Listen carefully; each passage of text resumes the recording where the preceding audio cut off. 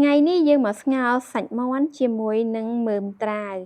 មុខម្ហូបកម្រឃើញមានអ្នកធ្វើតែយើងអាចធ្វើសាកល្បងបានគ្រឿងក្រៅមានតែបន្តិចបន្តួចប៉ុណ្្នឹងទៅសមរសជាតិស្រេចមានតែសាច់មាន់ជាមួយនឹងមើមត្រាវមួយមើមយើងហាន់ជាកង់ទៅបន្ទាប់មកយើងចាប់ផ្ដើមដាក់ដាំទឹក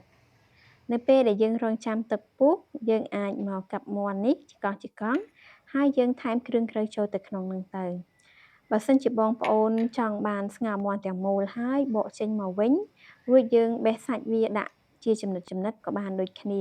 សាច់តែតាមចំណង់ចំណូលចិត្តបងប្អូនប៉ុន្តែបើខ្ញុំវិញអត់ទាន់បានស្ងោរសាច់មាន់នឹងទុកទេអញ្ចឹងយើងមកហាន់ជាកង់ហើយថែមគ្រឿងក្រៅបែបនេះដើម្បីដាក់រងាស់យកជាតិវិញអញ្ចឹងជាដំបូងគឺយើងចាប់ផ្ដើមហាន់សាច់មាន់នឹងហើយយើងដាក់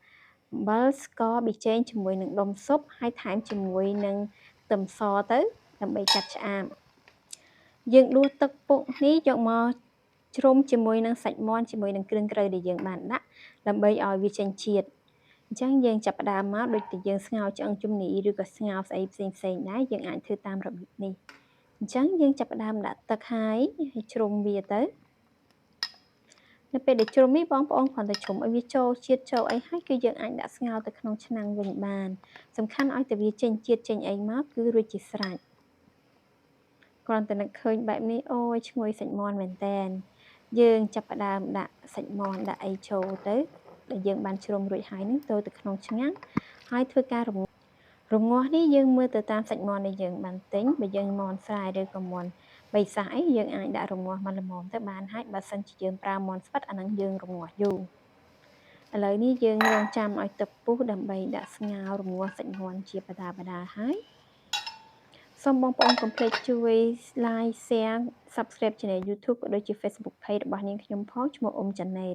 ហើយនេះគឺជាត្រាវរបស់យើងនៅពេលដែលទឹកចាប់ផ្ដើមពុះរងាស់បានបន្តិចហើយហ្នឹងគឺយើងដាក់មុំត្រាវហ្នឹងរងាស់ជាមួយដើម្បីឲ្យពេលដែលវាផុយទាំងសាច់មាន់ផុយទាំងត្រាវរបស់យើងចូលគ្នាចំណែកត្រាវហ្នឹងរត់តែរងាស់រត់តែចេញជាតិរត់តែឆ្ងាញ់អញ្ចឹងបងប្អូនសាកធ្វើទៅរងាស់ឲ្យទុកយូរទៅថាអូយរសជាតិឆ្ងាញ់មែនទែនស្ងោរឲ្យមានរសជាតិត្រាវតែម្ដងរលាយចូលនៅក្នុងទឹកស៊ុបទឹកស្ងោររបស់យើងហ្នឹងហើយខាឃើញស្ងោរចឹងទៅទុកមកស្ទុះទៅបងប្អូននឹងបានរសជាតិថាឈ្ងុយឆ្ងាញ់មែនតែនគ្រាន់តែហិតខ្លះហ្នឹងគឺថាឈ្ងុយចេញពីសាច់មាន់ជាមួយនឹងខ្ទឹមសខ្ទឹមអីហើយដាក់ត្រាវហាន់ជាកង់ចេះទៀតមករឹតតែអែមឥឡូវយើងមើលថាត្រាវរបស់យើងបានពុះបានអីហើយយើងរងាស់វាទុកប្រហែលជា10ទៅ15នាទីឲ្យវាចេញជាតិចេញអីចឹងទៅហើយយើងភ្លក់មើលសាបប្រៃផ្អែមអីចឹងទៅតាមចំណង់ចំណូលចិត្តបងប្អូនខ្វះ